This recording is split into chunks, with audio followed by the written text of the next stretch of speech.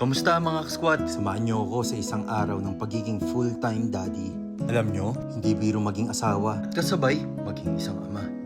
Kung kaya ko lang hatiin ang sarili ko sa 10, gagawin ko para kayanin ng lahat. Kahit si Commander ang kumakahit para sa pamilya ngayon, magkasama pa rin kami sa pag-aasikaso ng mga bata at sa ating mga gawaing bahay. Oo, minsan nakakapagod na, minsan nagkakasakit pa. At oo, minsan nakakabaliw na. Pero iniisip ko na lang, isang buhay lang ang meron ka. Minsan ka lang magiging asawa, minsan ka lang magiging ama. Kaya ibigay mo na ang best mo sa lahat at piliin mong maging masaya. Alam nyo, sa totoo lang, may mga gabi na tahimik na lang akong nakaupo, pinagmamasdan ko sila.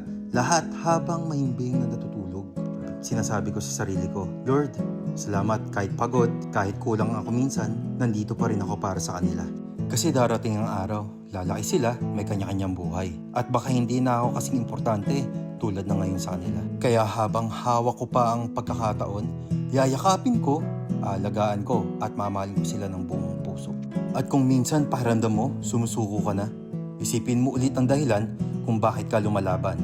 Doon ka huhugot ng lakas para magpatuloy sa buhay. Buhay ng full-time daddy, hindi madali pero sulit-sulit. Dahil sa huli, ang pinaka-the best sa trabaho sa mundo ay maging